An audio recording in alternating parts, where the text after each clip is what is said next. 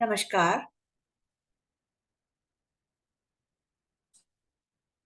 अध्ययन के इस YouTube चैनल में आपका स्वागत है। जैसा कि इस चैनल पर राजनीति विज्ञान के विभिन्न विषयों से संबंधित अ, वीडियोस मैं रिकॉर्ड करके अपलोड करती रही हूँ। तो आज के इस वीडियो में प्लेटो के न्याय सिद्धांत की चर्चा की जाएगी।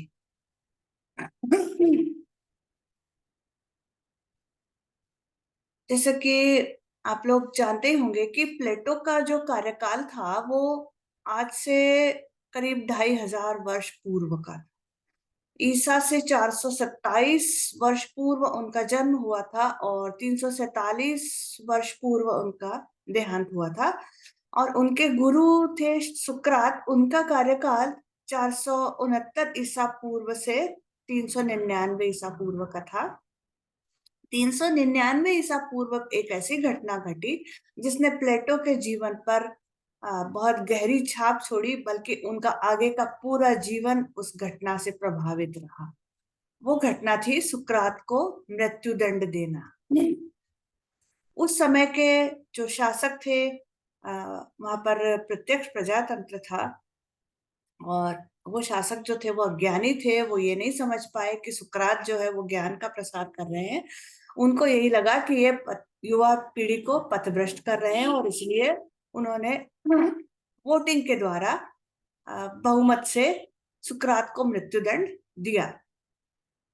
इस घटना ने प्लेटो के मन मस्तिष्क पर इतना गहरा प्रभाव डाला कि उसके बाद उन्होंने आदर्श राज्य की एक कल्पना की, और जिसको उन्होंने अपनी पुस्तक रिपब्लिक में चित्रित किया।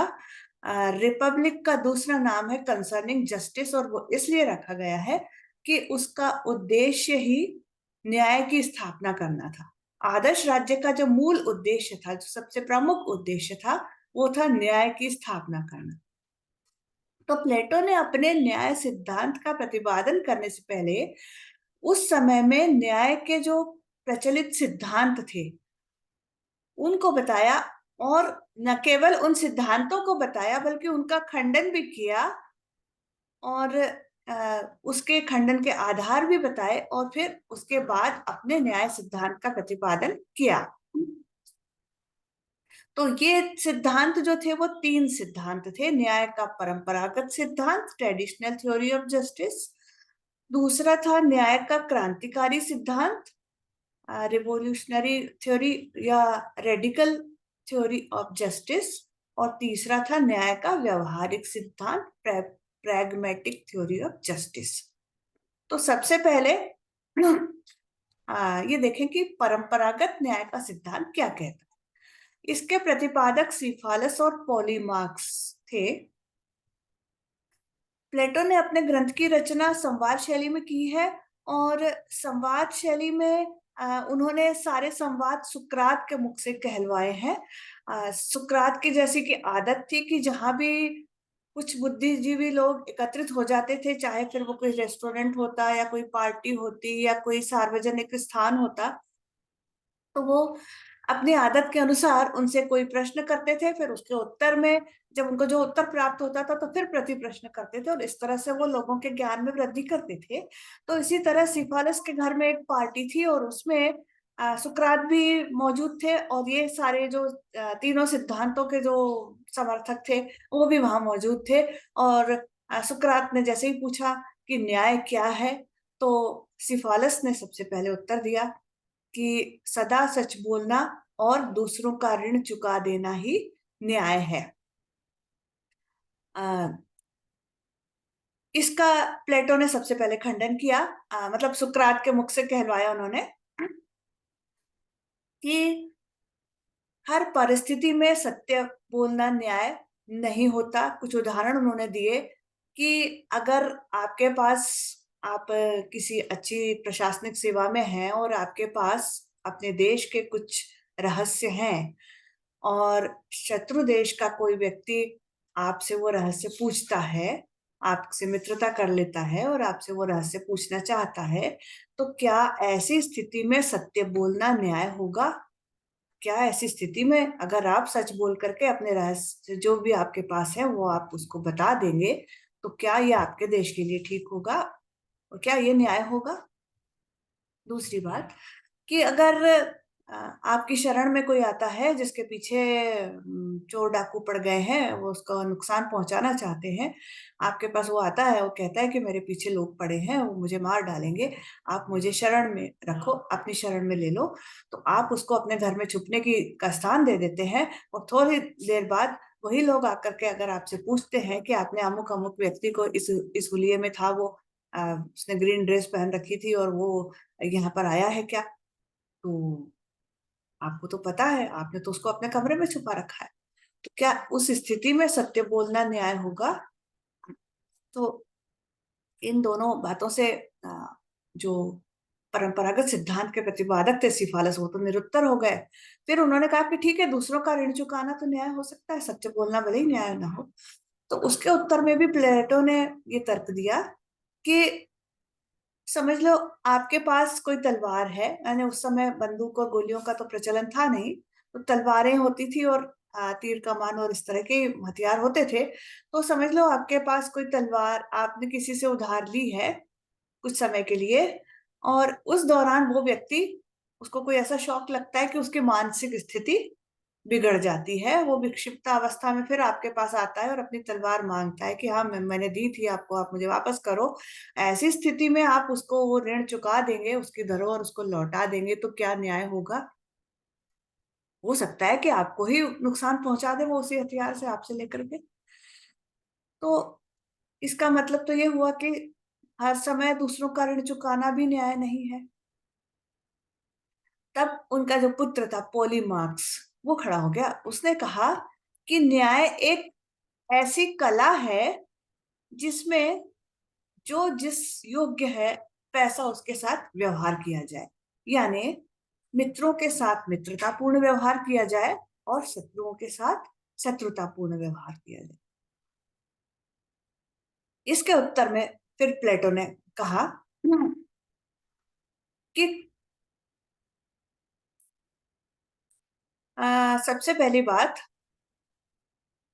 पॉलीमार्क्स के सिद्धांत में जो उन्होंने दोष बताए हैं, वो सबसे पहली बात ये कि यह कथन सत्य नहीं है कि न्याय एक कला है, क्योंकि कला का उपयोग आप अच्छे के लिए भी कर सकते हैं और बुरे के लिए भी कर सकते हैं। आपके पास कोई कला है तो ये आपके ऊपर है कि आप उसका उपयोग किस प्रकार करते हैं। तो न्याय तो कोई कला नहीं हो सकती, क्योंकि उसका उद्देश्य तो हमेशा भलाई होता है, इसलिए वो कला तो नहीं हो सकती। फिर दूसरी बात कि क्या हमको अपने सच्चे मित्र की पहचान होती है? क्या हम कई बार मित्र के वेश में छुपे हुए शत्रु को पहचानने में भूल नहीं कर जाते? और कई बार ऐसा लगता है कि ये व्यक्ति हमारा बुरा चाह रहा है, हमारा शत्रु है, लेकिन वास्तव में वो हमारे साथ भलाई कर रहा होता है। तो क्या हम हर समय शत्रु और मित्र की पहचान कर पाते हैं? और अगर मान लिया जाए कि आप में इतनी बुद्धि आ गई है कि आप अपने मित्र और शत्रु की पहचान कर भी लेते हैं, तो भी शत्रु के साथ अपकार करना न्याय हो सकता है, क्योंकि न्याय का उद्देश्य तो उपकार करना होता है। किसी का नुकसान पहुंचाना, किसी के साथ अपकार करना तो न्याय का उद्देश्य नहीं हो सकता। और फिर अगर किसी के साथ आप कुछ बुरा करते हैं, आपके साथ अगर कोई बुरा करता है, तो वो अपनी आत्मा का पतन कर रहा है। बदले में आप भी अगर किसी के साथ वैसा ही व्यवहार करते हैं, तो आप भी अपनी आत्मा का पतन कर रहे हैं, और न्याय का उद्देश्य किसी की आत्मा का पतन करना नहीं होता। फिर एक बात और है, न्याय एक व्यक्तिवादी नहीं बल्कि एक सामाजिक अवधारणा है। किसी व्यक्ति विशेष से उसका कोई संबंध नहीं है, पूरे समाज से उसका संबंध है। तो इस आधार पर परंपरागत सिद्धांत का प्लेटो ने खंडन किया। अब जब परंपरागत सिद्धांत के प्रतिपादक जो थे, वो दोनों समर्थक जो थे वो निरुत्तर हो गए, तब फिर क्रांतिकारी सिद्धांत के जो समर्थक थे थ्रेसीमैक्स, वो खड़े हो गए उन्होंने कहा कि आ, उन्होंने कहा कि शक्तिशाली का हित ही न्याय है। और दूसरी बात, अन्याय न्याय से श्रेष्ठ है। तो इसका भी प्लेटो ने खंडन किया कि अगर शक्तिशाली की इच्छा ही न्याय होती तो फिर जो कमजोर लोग हैं वो तो संसार में रह ही नहीं पाते। उनको तो फिर संसार से चले ही जाना चाहिए, क्योंकि शक्तिशाली के पास ऑलरेडी शक्ति तो है और उसी की इच्छा ही न्याय हो गई, तो वो जो चाहे वो कर ले।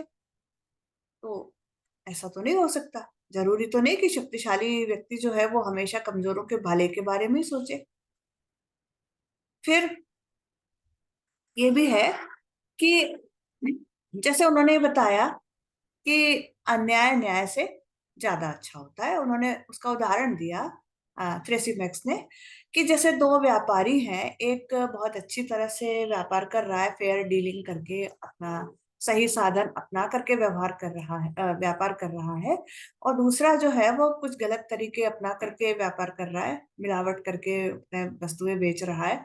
लेकिन वो बहुत जल्दी तरक्की कर रहा है, उसको ज्यादा लाभ हो रहा है, और जो ठीक तरीके से व्यापार कर रहा है वो उतना सफल नहीं हो पा रहा है। तरक्की तो वो भी कर रहा है, लेकिन उसकी तरक्की की जो रफ्तार है वो कम है।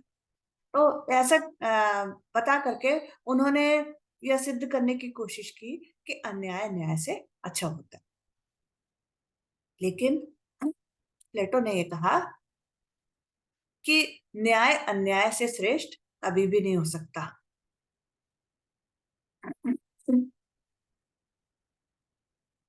और केवल शक्तिशाली का हित ही न्याय नहीं हो सकता। ये दोनों बातें उन्होंने सिद्ध कर दी कि जो अन्यायी व्यक्ति है, जो गलत तरीके से आगे बढ़ रहा है, वो एक स्थिति आने पर वो पकड़ा जाएगा, और उसकी वैसे भी रातों की नींद उड़ी रहेगी। उसको हमेशा ये भय रहेगा कि वो कभी भी पकड़ा जा सकता है। तो जो सही तरीके से काम कर रहा है वो हमेशा खुश रहता है, और मतलब वास्तविक जो आनंद है वो उसी को प्राप्त हो सकता है। जो गलत तरीके से व्यापार कर रहा है या गलत गलत तरीके अपनाकर जो आगे बढ़ रहा है, वो सच्चे आनंद का अनुभव कभी भी नहीं कर सकता। तीसरा, न्याय का व्यवहारवादी सिद्धांत। अब इसके प्रतिपादक ग्लॉकन वो खड़े हो गए। उन्होंने कहा कि न्याय मानव दुर्बलता या शक्तिहीनता से उत्पन्न एक विचार है।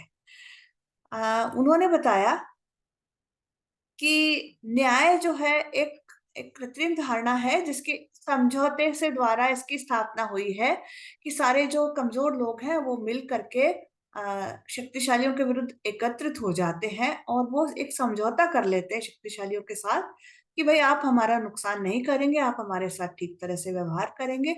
और इस तरह से न्याय जो है वो एक मतलब वो उनके मन में भय है कि ये शक्तिशाली लोग हमारा कुछ नुकसान न कर दे, तो इसलिए उन्होंने समझौता कर लिया और उनसे कहा, प्रार्थना की कि भाई अब आप हमारा बुरा नहीं करेंगे। तो इस तरह से न्याय एक तो कृत्रिम धारणा है, एक समझौते द्वारा बनी हुई धारणा है, और तीसरी बात ये कि न्याय भय का शिशु है।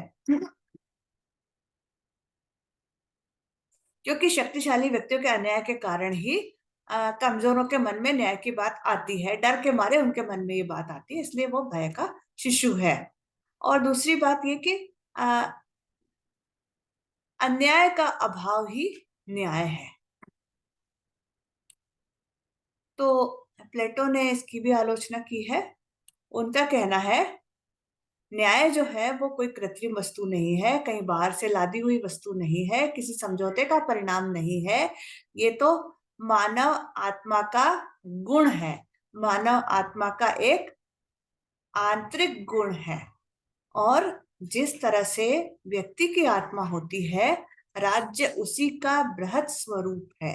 जैसे समझ लो कि व्यक्ति की आत्मा छोटे अक्षर है और राज्य की आत्मा जो है वो बड़े अक्षर है। तो इसलिए जैसा व्यक्ति होगा वैसा ही राज्य होगा। और फिर ये भी बात है कि न्याय जो है वो निर्बल और शक्तिशाली दोनों ही वर्गों के लिए समान महत्व रखता है। तो इस आधार पर प्लेटो ने प्रचलित तीनों सिद्धांतों का खंडन किया, उसकी समीक्षा की और फिर उसके बाद अपने न्याय सिद्धांत का प्रतिपादन किया, जिसको कि अब हम समझेंगे कि आदर्श राज्य में तीन वर्ग हैं। एक विवेक प्रधान, जिसके मतलब एक उनका वर्ग जिनमें विवेक प्रधान है, एक वो वर्ग जिसमें साहस प्रधान है, और एक वो वर्ग जिसमें संयम प्रधान है। विवेक प्रधान लोगों का जो वर्ग है वो शासक कहलाएगा, संयम प्रधान लोगों का वर्ग उत्पादक कहलाएगा, और साहस प्रधान लोगों का वर्ग सैनिक। तो वैसे सीक्वेंस में ये रहेगा कि पहले जो है विवेक प्रधान लोगों का वर्ग यानी कि शासक, फिर सैनिक, साहस प्रधान लोगों का वर्ग, और फिर उत्पादक। तो जो सैनिक और शासक है उसको उन्होंने अभिभावक वर्ग भी कहा है। तो ये तीनों वर्ग अपना अपना काम करें अपनी सर्वाधिक योग्यता के अनुसार, और दूसरों के काम में हस्तक्षेप न करें, यही न्याय है। व्यक्तिगत भी हो सकता है, सामाजिक भी हो सकता है। व्यक्तिगत जीवन में भी आप तीनों गुणों में सामंजस्य स्थापित कर ले तो चौथा गुण न्याय अपने आप प्राप्त हो जाएगा। और अगर राज्य के तीनों वर्ग अपना अपना काम कर रहे हैं, दूसरे के काम में हस्तक्षेप नहीं कर रहे हैं, तो चौथा गुण न्याय अपने आप ही प्राप्त हो जाएगा। अब इसकी विशेषताएं भी देख लें। अ, सबसे पहली विशेषता यह है कि अपनी प्रकृति से एक नैतिक सिद्धांत है, यानी जिस तरह से उन्होंने कर्तव्य पालन की बात कही है ना, कि हम आपका जो आत्मा का जो गुण है, जो आप में ज्यादा प्रबल है, उसी के अनुसार आप काम करें और दूसरे के काम में हस्तक्षेप न करें। यानी आप अपना कर्म करते जाएं, जैसे गीता में श्री कृष्ण ने कहा था, तो आप अपना कर्म करते जाएं, फल की इच्छा न करें, तो वो प्लेटो के अनुसार न्याय होगा। तो यानी एक नैतिक सिद्धांत है। दूसरा, फिर आंतरिक और समन्वयकारी तत्व है। अपनी आत्मा के जो गुण है उसमें समन्वय स्थापित किया जाए, जो गुण आपका प्रधान है उसी के अनुसार आप काम करें, बाकी गुणों को आगे कर लाने की बहुत ज्यादा कोशिश ना करें, जो जो आपके में है ही नहीं वो बनने की कोशिश ना करें। तीसरा, न्याय और आदर्श राज्य में घनिष्ठ संबंध है। आदर्श राज्य की स्थापना का मूल उद्देश्य ही न्याय है, और जब आदर्श राज्य में तीनों वर्ग अपना अपना काम सही तरीके से करेंगे तो चौथा जो तत्व है न्याय अपने आप ही प्राप्त हो जाएगा। फिर ये जो है ये श्रम विभाजन और विशेषीकरण से जुड़ा हुआ है और हस्तक्षेप का सिद्धांत है। तो दूसरे के मामले में हस्तक्षेप नहीं करना, और आप लगातार वही वही काम करते रहेंगे, और वैसे भी आपकी आत्मा का प्रधान गुण भी वही है, तो आपको उसमें विशेषीकरण प्राप्त हो ही जाएगा। तो इसलिए ये विशेषीकरण का भी सिद्धांत है। फिर ये समष्टिवादी सिद्धांत है, ये व्यक्ति को उतना महत्व नहीं देता, आपकी अपनी इच्छा मायने नहीं रखती है, मायने रखता है समाज का हित। तो ये समष्टिवादी सिद्धांत है। फिर ये राज्य को मनुष्य के शरीर की तरह देखता है। राज्य की प्रकृति का ये सावयवी सिद्धांत में विश्वास रखता है। जैसे मनुष्य का शरीर होता है, उसके विभिन्न अंग होते हैं, और वो अपने स्थान पर लगे हुए ही सही तरीके से जब तक काम कर रहे होते हैं तभी तक हमारा शरीर ठीक होता है। अगर एक भी अंग में विकृति हो जाती है तो पूरा शरीर प्रभावित हो जाता है। और कभी कभी तो किसी ऐसे अंग में विकृति हो जाती है जिसका इलाज ही संभव नहीं, और अल्टीमेटली उसका परिणाम ही होता है कि मनुष्य रहता ही नहीं, वो ऑर्गेनिज्म ही खत्म हो जाता है। तो इसलिए राज्य में भी जो तीनों वर्ग हैं वो उसके अंगों की तरह हैं, राज्य में रहने वाले जो व्यक्ति हैं वो उसके अंगों की तरह हैं, और वो सही तरीके से अपना अपना काम करते रहेंगे, सही स्थान पर रहेंगे, तो ही राज्य ठीक तरह से काम कर पाएगा। अगर एक भी अंग में विकृति उत्पन्न हो जाएगी तब पूरा का पूरा राज्य उससे प्रभावित हो जाएगा, उसी तरह से जैसे मानव शरीर प्रभावित होता है। तो आ, शरीर से तुलना की है तो दार्शनिक शासक को केंद्रीय स्थान दिया ही है। जैसे शरीर में मस्तिष्क का केंद्रीय स्थान है, उसी तरह से राज्य में दार्शनिक शासक का केंद्रीय स्थान है, वो मस्तिष्क के समान है।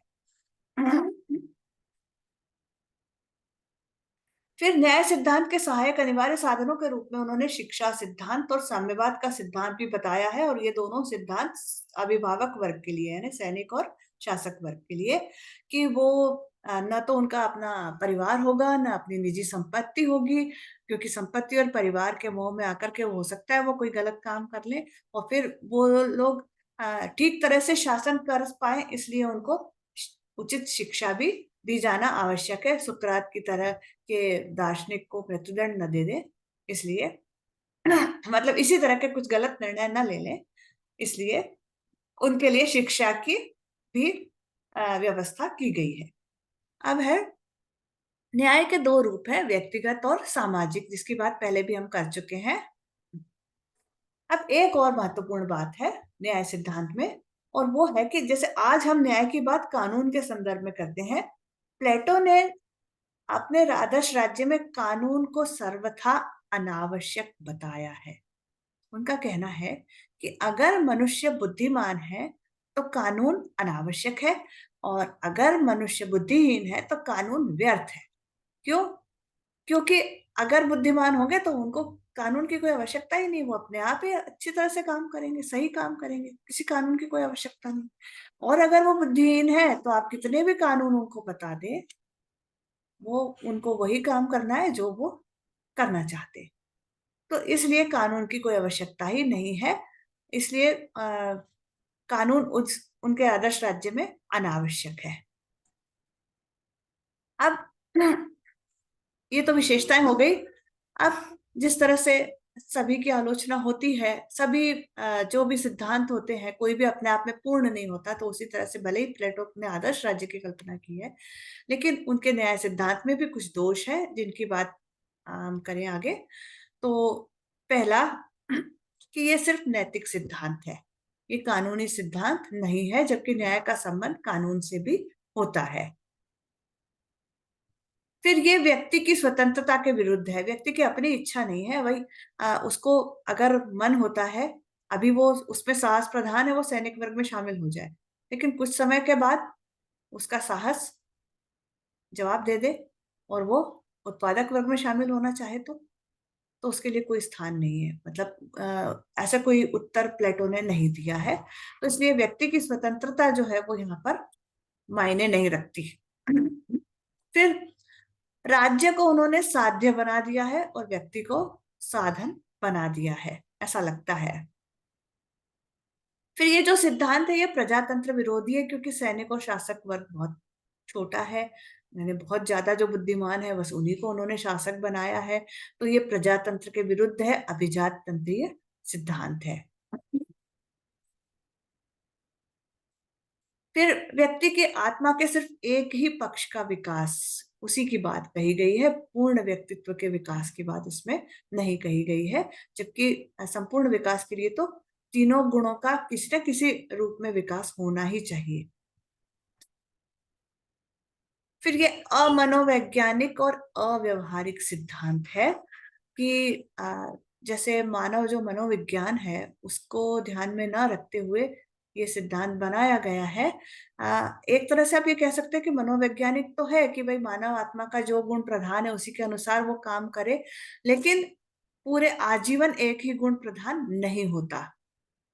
और फिर अव्यवहारिक इसलिए भी है कि जिस तरह के शासक की कल्पना प्लेटो ने की है वैसा मिलना संभव नहीं है। खुद प्लेटो ने अपने जीवन में बहुत प्रयास किया लेकिन वैसा हो नहीं पाया, दार्शनिक शासक मिल नहीं पाया।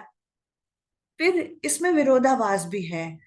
विरोधाभास कैसा है कि एक तरफ तो वो कहता है कि तीनों वर्ग अपना अपना काम करें और दूसरे के काम में हस्तक्षेप नहीं करें, और दूसरी तरफ वो कहता है कि सैनिक वर्ग और शासक वर्ग जो है, वो शासक वर्ग का काम है कि वो सबके कामों को देखे, और अगर कोई सही नहीं कर रहा है तो उसको उस काम को सही करे, क्योंकि शासक वर्ग का काम ही है ना शासन करना, तभी तो वो दूसरे वर्गों के कामों को देखेगा और गलत पाए जाने पर उनको रोकेगा उस काम करने से। तो फिर ऐसा करते समय उसको हस्तक्षेप तो करना ही होगा। तो ये फिर अपनी ही बात का उल्लंघन हुआ कि नहीं। एक तरफ तो वो कहते हैं कि हस्तक्षेप नहीं करना है, दूसरी तरफ कहते हैं कि शासन करना है तो हस्तक्षेप तो करना पड़ेगा, तो ये बहुत बड़ा विरोधाभास है। फिर राज्य की एकता के लिए भी घातक है कि राज्य जो है वो तीन अलग अलग कंपार्टमेंट्स में बंट कर रह जाएगा, तीन अलग अलग वर्गों में बंट कर रह जाएगा। एक राज्य में तीन राज्यों की स्थिति बन सकती है। फिर ये भी है कि दार्शनिक वर्ग जो है वो सत्ता का दुरुपयोग भी कर सकता है। लॉर्ड एक्टन की जो उक्ति है वो बिल्कुल सच है कि शक्ति भ्रष्ट करती है और निरंकुश शक्ति पूर्ण रूप से भ्रष्ट करती है। तो अगर आपने किसी कानून का भी प्रतिबंध नहीं लगाया दार्शनिक शासक पर, तो वो कितना भी पढ़ा लिखा क्यों ना हो, शक्ति मिलने पर वो गलत तरीके भी अपना सकता है, भ्रष्ट भी हो सकता है। फिर आधुनिक युग के अनुरूप नहीं है ये धारणा, क्योंकि ये कानून पर बिल्कुल भी बल नहीं देती, कानून बिल्कुल अनावश्यक मानती है। लेकिन फिर भी प्लेटो का नया सिद्धांत बहुत महत्वपूर्ण है। सबसे बड़ी बात तो ये कि इसने राजनीति में नैतिकता के महत्व को स्वीकार किया है। फिर राज्य को सावयवी एकता प्रदान करता है, और व्यक्ति और समाज की समस्याओं का जो मूल कारण है वो अज्ञानता को मानता है। तो ये बात तो आज भी उतनी ही सच है, भले ही कितने सालों बीत गए हों, फिर भी वही उतनी ही सच है। अब अंत में प्लेटो के न्याय सिद्धांत को आधुनिक न्याय सिद्धांत से तुलना करके आप और अच्छे से समझ सकते हैं। सबसे पहली बात ये कि प्लेटो का जो न्याय सिद्धांत है वो नैतिकता पर आधारित है, और आधुनिक न्याय सिद्धांत कानून पर आधारित है। फिर प्लेटो का जो न्याय सिद्धांत है वो नैतिक शक्ति पर आधारित है, और आधुनिक जो न्याय सिद्धांत है वो बाध्यकारी भौतिक शक्ति पर आधारित है। प्लेटो के न्याय सिद्धांत में कर्तव्य को ज्यादा महत्व दिया गया है, अधिकारों की बात नहीं कही गई है। आधुनिक न्याय जो है वो कर्तव्य और अधिकार दोनों की बात करता है, बल्कि अधिकार की बात ज्यादा करता है।